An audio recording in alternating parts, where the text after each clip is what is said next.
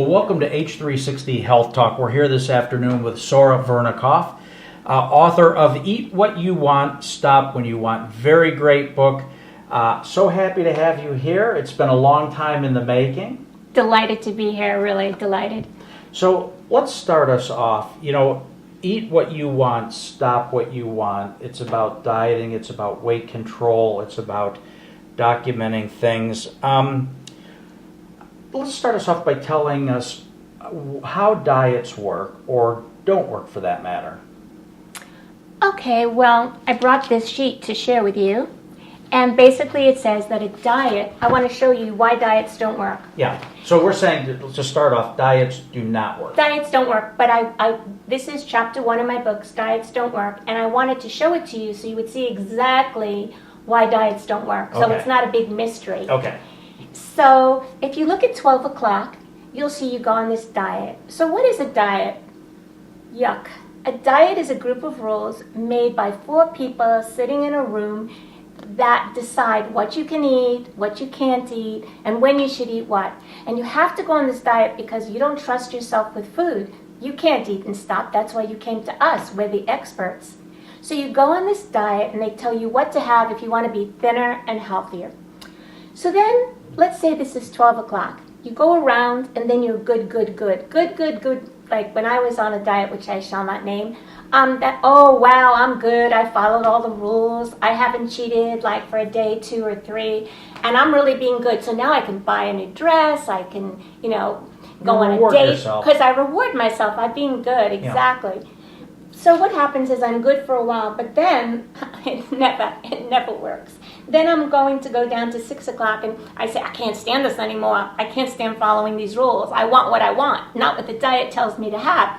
And so I diet binge or diet overeat. Some people call it diet binge. Some people call it diet eat. So I'm flexible there. Mm-hmm. And then what do I do? All I want is to get the control back from the diet because I've given over all the control about what I can have and how much I can have and when I can have it to the diet. And I want to run away from it, which is a natural kind of response to rules. But there's a downside to that. Yes, I get relief. Oh my God, I feel better. But then I beat myself up. Oh my God, look what I just did. I can't even stay on this diet. How am I ever going to get thin and healthy? And I'm just like mad at myself and I have low self-esteem. And then I go, well, I can't do this, obviously. So I have to go back to the diet, knowing there's another binge lurking in the back of my mind. And then I go back on the diet to be good for a while, to go off the diet, to get back the control, to then beat myself up, to then go back on the diet because I can't trust myself. So diets don't work because they're about you not having what you really want and having foods that are set up by other folks that you need to escape. And that's why diets don't work, because it's about deprivation. Got it. So in your model, you go from the diet to the good, yeah. Then you're bad, then you're back to good. Yeah. In this example here, it's not a 24-hour period. It could be a 30-day period. It could be a... Right. It depends on the individual. Everyone's different. Some people are better rule followers than I. I'm a poor rule follower. So, some people can stay on a diet for a week, and then at the end of the week, they have 2 donuts, and they feel that, I got through it. Yeah. Some people can stay on a diet longer. I personally can't stand it. I mean, even I can't even say the word, because you're telling me what to have, and that's painful. Sure. So I've heard oftentimes from people who are on certain diets or lifestyle changes that I can't, I cut out all the sugar and all I can think about is having a donut or a Snickers bar. So when people are on a diet, why is food always on the top of their mind, and how is this counterproductive to the weight loss program? Because if somebody tells you you can't have something, isn't that what you always want? Yeah. So, when someone tells me, of which I've been told, that I can't have it, I will find a way to have it. Because you have no right nor any permission to tell me what I deserve and what I can or cannot have. And I believe that everybody deserves what they want. As long as you don't hurt me, you deserve the donut. If you want to eat a donut 7 days a week, why not? Why not? As long as you can manage that donut so it doesn't affect your health. Why not? I mean, who's making these rules? No. Yeah. So in your book, you talk about having a peaceful relationship with food. Tell me what that means. Well, that means that I'm not afraid of food. That I remember the days where if I had a date and the guy was taking me to dinner at 8, I had used all my calories on my diet by 6, and I had no calories left. So there I didn't, I was afraid to go to the restaurant, afraid of what I would have to say. I didn't want to appear strange.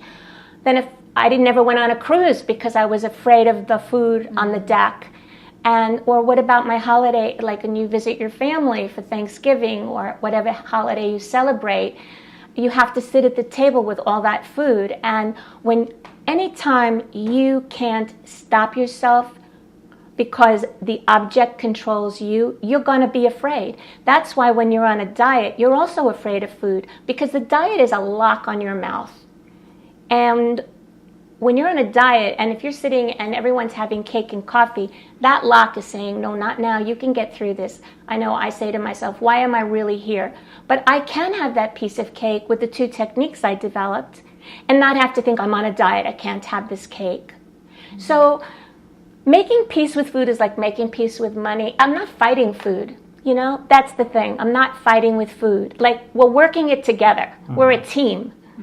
Now food and I are a team. I'm not against you, you're not against me. And I love food now. It has been my best teacher. It has taught me patience. It has taught me so much. There's another book there. I mean, food has taught me so much, especially patience. And also how I use the food. That's a whole nother topic. But we use food. We use food if we're happy. We use food if we're sad. There's always a reason to eat. You just have to decide what your intention in your relationship with food is. And mine is to be a team. Mm-hmm. Well, yeah, I understand that. I mean, you think about food, right? And you think about having friends over. Mm-hmm. And more times than not, where do you gather? You gather in the kitchen, around the table, over some cheese and maybe some wine or some other. And it's almost community friendship building, and it's around food. And right? Am I wrong here? No, there's always food. I mean, there's always food. But the thing that I tell myself when I'm at a friend's house, or I go to a bar mitzvah or I go to a wedding or wherever I go, I always say, why am I here? Why am I here? And for me now, it's all about connection. Mm-hmm. It wasn't always that way, Mm-hmm. But now that I've made my peace with food, what's more exciting to me is, what can I learn about the other person? What can the other person tell me that I can learn about them? What can we possibly do together? How is that other person feeling? Can we make other plans? Who can I meet through the other person? We could have a fun time. Now for me, connection is far more important than my connection with food, because I have this peace with it. And I don't have to sit and think, I'm afraid of the chocolate cake. Are they going to pass the chocolate cake around? How many people say, oh, take a piece. Yeah. There's no reverence, take a piece. So I say, yeah, take a piece if you want the chocolate cake, but because you know that you can manage it in a way that it's your friend, that you can have what you want, that makes you happy, and you can stop. Yeah. Mm-hmm. So I've also heard that, dieting, especially yo-yo dieting, where you're on and then you're off and then you're back on, can actually keep you overweight. Can you explain to us kind of why this is? You're going to stay overweight because being overweight has nothing, in my opinion, being overweight has not to do with your body looks like. Mm. Really what you have is an overweight food thought mind. So in order to really be thin and maintain your thin body, you have to create what I call a non-overweight food thought mind. Mm-hmm. That means that you need to think less about food, because only when you think less about food can you actually eat less food, and that way you have a true mind-body correspondence. A diet keeps you thinking all day about what you can't have. Mm-hmm. It's an exhausting job. All day you're thinking, okay, 12 o'clock, 4 ounces cottage cheese, and I can have 1 slice of bread. Where can I find that in Midtown? All day you're plotting and planning about what you have the strength that day to stay away from. Mm-hmm. And so really, when you diet, all you think about is food, because the diet tells you what you can't have. And that bothers me. So what about the notion of, and some people say, well, you know, when we were growing up, it was 3 squares a day, right? You sat down at breakfast, lunch, and dinner, and maybe you had a snack somewhere during the day if you were getting a little hungry. And then it kind of shifted to, well, eat smaller meals and more meals. So instead of eating 3 times a day, maybe, you know, you're eating 5 or 6 times a day, but smaller portions, and it stabilizes your metabolism. Is there something to that, or is it still getting back to making friends with food, understanding, you know, what you can eat, eating what you enjoy, but as your book suggests, stop when you want to stop? Well, you know, that's a great question. Again, I'm very flexible because you are who you are, and who am I to tell you what's right for you? See, I'm about freedom. I'm about choice. The book doesn't tell you what to eat, because who am I to tell you what to eat? Your food, your choices, your history, what makes you happy. Same thing with portion size. In this book, you create your own portion size. You know, someone said to me the other day, and I found it fascinating, well, don't I have to eat in moderation? Well, my moderation is different than your moderation, is different than your moderation. So who am I to judge what's your moderation? In this book, once you learn these 2 techniques, you will find your moderation through these 2 techniques. And that's another way that you make peace with food, because you find your moderation. If you want to eat 3 meals a day, hey, where is it written that you have to eat 3 meals a day? If you want to eat like me, every hour and a half to 3 hours, where is it written? It just works for me. So one thing I am not going to do is tell you what works for you. What I offer you is a journey to let you find what works for you. And then when you own that journey, you can find your peace with food. So, Sora, in Eat What You Want, Stop When You Want, you have these 2 food thoughts that you talk about. Can you take us through what those are? Sure. Well, in journaling my eating experiences for years and years and years and years, I found there were 2 basic kinds of food thoughts. I call them the inside food thought caller and the outside food thought caller. So the inside food thought caller, there are 4 of them. There's food, gum, let's not forget gum, food, anything you chew, food, gum, cold drinks, and hot drinks. So let's say all of a sudden, I was never attached to my inner food thought signals. I didn't know a food signal if I fell on it. So, but then I realized people actually feel hunger. Oh my God, that was a unique idea.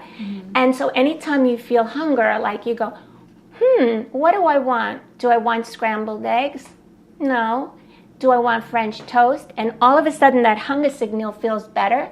And that lets you know you want French toast. The body, now I'm better like that. The body actually tells you what it wants. So the body, if you have a discomfort in your mouth and you don't want a food but you want to chew, you get gum. If you want a cold drink, like you're at a friend's house and they put out a pitcher of sangria and you want that cold drink. Let's say you feel hot and you want something cold. So your body is telling you it wants a cold drink. And let's say you're freezing, then you want a hot drink. So that's the inside signal dictates your choice.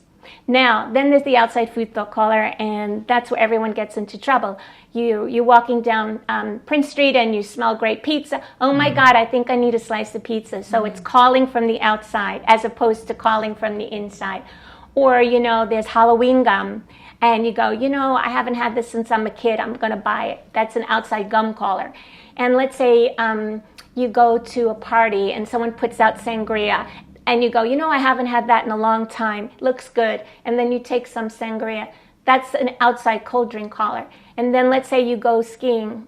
I don't ski. But you go skiing and there's hot chocolate out for everyone to have. The body is not telling you want hot chocolate because you've been in the lodge for a while, but you go, wow, that looks good, I think I'll have some. And so you have the hot chocolate. So it's really, really these 8 food callers, 4 inside food thought callers and 4 outside food thought callers that dictate your weight. and are the challenge if you're overeating, because it's one or more of those food callers which are creating your weight problem. Okay. So tell me, let's shift gears a little bit here. We've been talking about food and the inside callers, the outside callers. What about the kitchen? What about the surroundings where you eat? I know you have an opinion on the chair that you sit in when you eat. How does this all play into, the whole getting comfortable with food, having food be your friend, eating what you want and stopping when you want? You kind of put it all in a nice bowl. All it needed was a bow. Yeah, all I needed was a bow. And with holiday time coming, it's a good thought. Well, here's the thing. I'm completely in love with my 2 techniques that give you the choice to eat and stop. I also know that when one needs to change their behavior, one needs to stay focused on what one is doing. And one needs to set intentions on what one is doing. So for me, when I eat, I first of all, I have a neutralized kitchen, but it took me years to create. So the rule is that if let's say I bring in Chinese food, okay, so there's the food in. Let's say I order in Chinese food, and let's say I ate the amounts with the 2 techniques, whatever, that I decided was enough. And I know in the back of my mind that 3 hours later, I may finish it. I'm going to put it onto hot water or go walk to the incinerator room. That's a neutralized kitchen. I will put it onto hot water. If I bring in a box of cookies, I'll take the amount I want. And then if it's a cookie that I know is really exciting, then I'll probably squish up the rest of the cookies. I'll crumble it up and put it in my garbage, or I'll bring it to the incinerator room. So the food... So no leftovers is what you're saying. Oh, no. Only leftovers if you in your heart, and you don't lie to yourself, which I did for years, you don't lie to yourself, and in 3 a.m, what happened to that Chinese food? Mm-hmm. It's like, oh my God, was it rice I had left over, or was it chicken? Mine's usually the cannoli that I get from the Italian restaurant, and they give you 3 and you eat 2. Okay, so what you need to do, Dave, is you need to squish it up, because that excites you a lot. You see, it's all about excitement. First of all, I'm not sure I would get excited about squishing this beautiful cannoli, but I might give it to the gentleman on the street that needs a hand. But could you keep it in your house that number of hours? No, to be honest with you, I don't think I could. That's just being honest. I'm asking an honest question. It would be a 3 a.m. cannoli fest, You know what? At 3 in the morning, you're going to go, okay, I had this interview with Sora. I told her I didn't want to squish up this beautiful cannoli. Here I am at 3 in the morning. Do I want to get out of bed, get dressed, and find the guy on the corner to give it to? No, I'd rather eat it. You know what? I so respect you sharing that with me. Yeah. But here's the thing. I don't know if you use the 2 techniques or not. If you use the 2 techniques, you might not find the cannoli as exciting. Okay, so that's number 1. So it may not call to you like, come get me, Dave. Because then if you do the program, you have to say to yourself, you're lying in bed, you go, okay, there's that cannoli in the fridge. I'm in program. Am I willing to get up and use Sora's green technique to have that cannoli? No. And you might stay in bed and open the TV. Yeah. You see, without the program, it's very hard not to eat the cannoli because it excites you, it makes you happy, and it's comfort. Yeah. And you're also used to using food to we use food to calm us down. Even myself, we do this to calm us down. Mm-hmm. So I've trained myself. I only have certain calm down foods. Like if I get up in the middle of the night, I have rules. I have rules. Like I'm only allowed to have 3 at this point, but I've been at this so long. I am only allowed to have, like, I keep a lot of Hershey bars in the refrigerator, but it has to be the same all the time. With almonds or without? Without. Okay. Almonds is way too happy. Yeah. So it's plain. And what I'll do is I get up and then I'll have 3 pieces. That's 3 pieces with my technique. Because without my technique, how much is enough? I don't know. That's right. So Hershey, or I keep ginger snap cookies in the house. For my grandfather, may he rest in peace, he loved ginger snap cookies. They're only 30 calories a cookie, and they're really fun.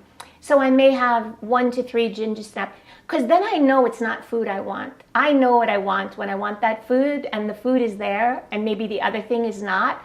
But I'm not going to deny myself the possibility of, I can't have what I can't have, but I'm not going to use food when I know food is not what I want. Yeah. It is not. I am so clear that it's that. So I'm not giving food the power. I work too hard to take it away. Sure. Yep. So you mentioned the green technique. Can you take us through the green technique and the red technique to know how much is enough? Okay, well, I will share the green technique with you, but the red technique is the secret sauce of the recipe. Ah, yes, okay. And that's in the book, Right, okay. chapters 4 through 6. Okay. But I will share the green technique with you, because once you see the green technique, you'll see how easy it is to make friends with food.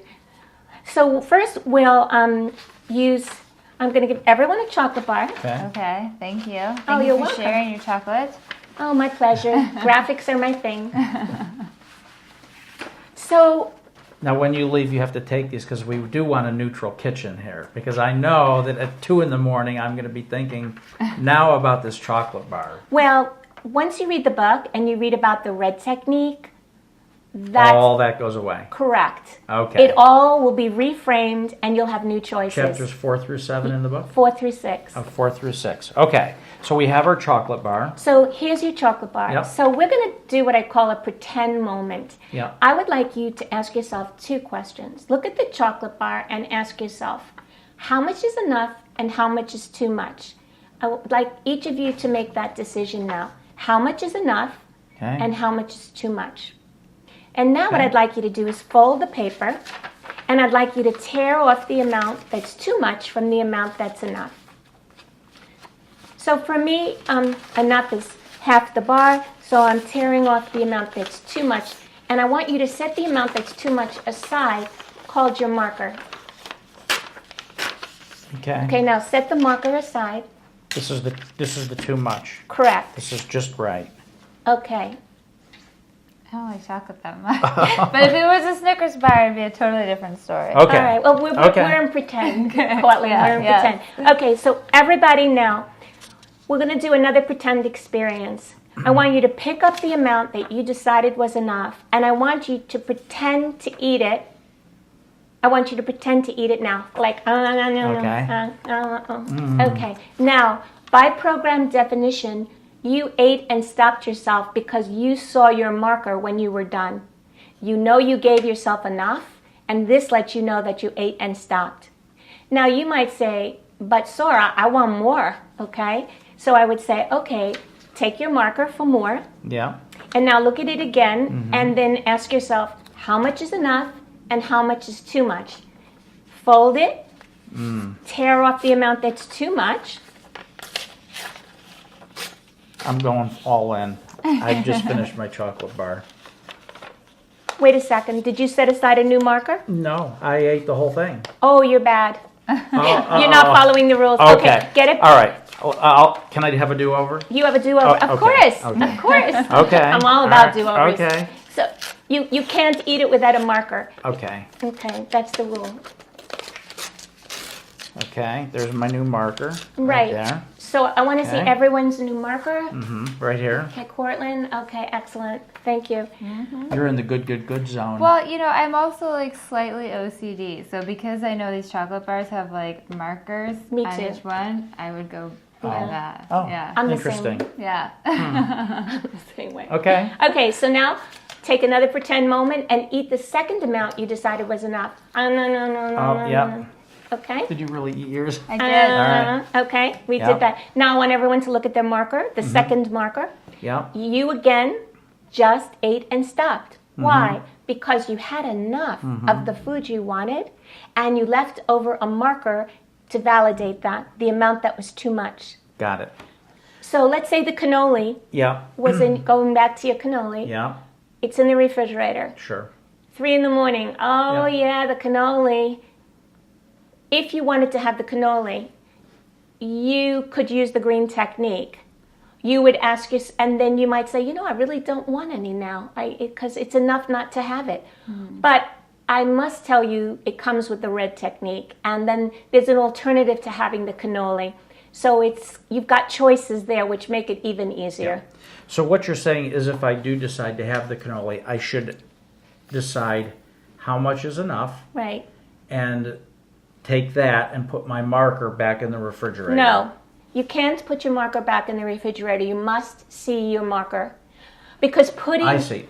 While I'm eating the other part of the cannoli. Before you eat the amount you decided was enough, you Right. must see your marker. Okay. And let me just say that, let's say you had a candy bar and you wanted the whole thing. Let's say you want the whole cannoli. Yeah. Just scrape off a little under your fingernail. Yeah. I also talk about that in my book, like when you buy an ice cream cone or when you buy an ice cream sandwich or you have like a big cookie. Just take a little off. You must see the marker. Because if you don't see the marker and you put it in the refrigerator, that's what I call pre-programmed eating. Nothing is enough. See, how much is enough? Right. I got to tell you, that one cannoli is not going to satisfy you. Is it because you're going to want another? Because you haven't decided that it's enough. Yeah. That's why we overeat, because nothing is enough. But now you can always see how much is enough, and everything is set up. What I really love, everything's set up before you eat. Before you eat, you see how much is enough of the food you really want, not what some diet is telling you to have. Plus, you see, wow, I'm going to be able to stop myself because there's the marker. Yeah. So how do you implement this technique on a plate of food? Thanksgiving That's is a coming great up. question. Yeah, I'm not going to probably have, those plates with all the little divots in it. So how would I implement this on my Thanksgiving meal? Well, actually, that's a great question, Courtland, because I take care of that in my in the appendix. I have a whole area in the appendix that talks about how to manage a plate of food.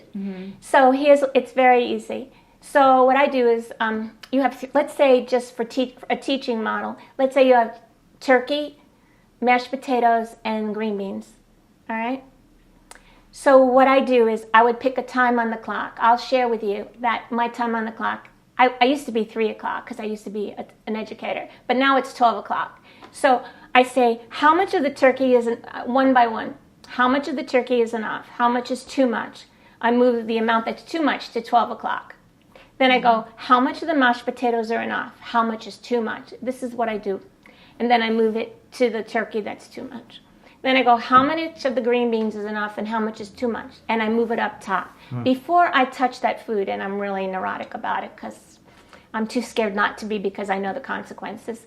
So now I have enough turkey, enough mashed potatoes. See, I'm taking care of myself. Yeah. Enough mashed potatoes and enough green beans. And all the stuff that's too much is up here at 12 o'clock. Why I like staying with one time is because when you use the same time, it becomes implanted in your brain. I better check 12 o'clock, Yeah. Now, you may say, but Sora, I want more turkey and I want more mashed potatoes after I finish that. Well, first of all, you don't know until you finish it. Sure. Then you go back up to your marker and you take some more. But you must leave a marker at your time.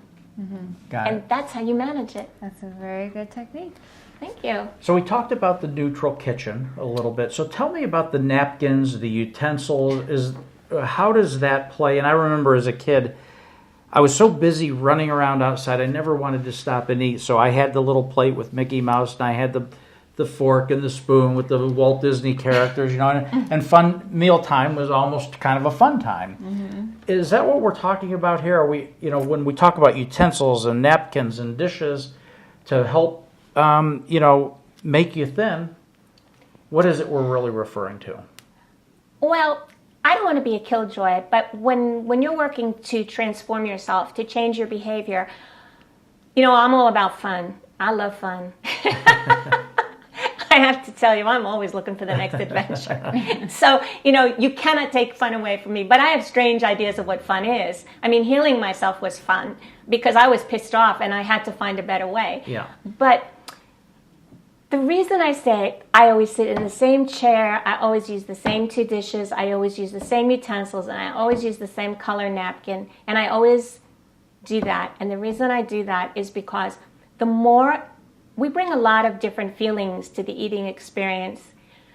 And what you want to do is you want to I know this sounds maybe a little contrary, but you want to make your eating experience as boring as possible so you can focus on the techniques and learn to make love to the food through them.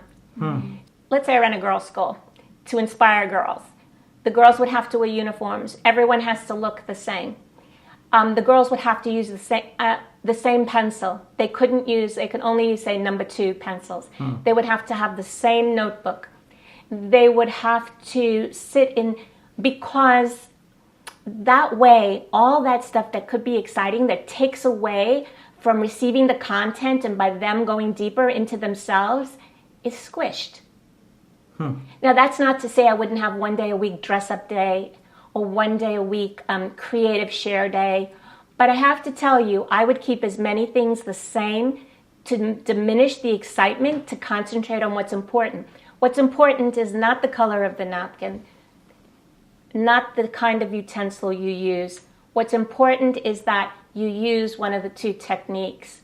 And since we resist change, taking the excitement away escalates the need to use the technique and focus on the food. And that's why I say, bring it on. It's got to be boring. So you did bring up emotion, and I think this is, one of the final things that we have time for is you talked about journaling through your food experience. And some people overeat for many different reasons. Some people are overeating to fill a void in themselves and using food for that. So can you tell us a little bit about the journaling technique and what that involves? Well, I'm a journal freak. That's like, I journal everything. I write down what I spend. I write down what I eat. If I'm having a tough time with someone in my life, I journal it because I need to take out the emotion to see what the best plan of action or inaction is. And when you're engrossed in that emotional feeling, it just gets in the way. So I'm a big believer in journaling. It was journaling. I journaled every meal for years and years and years, every single meal.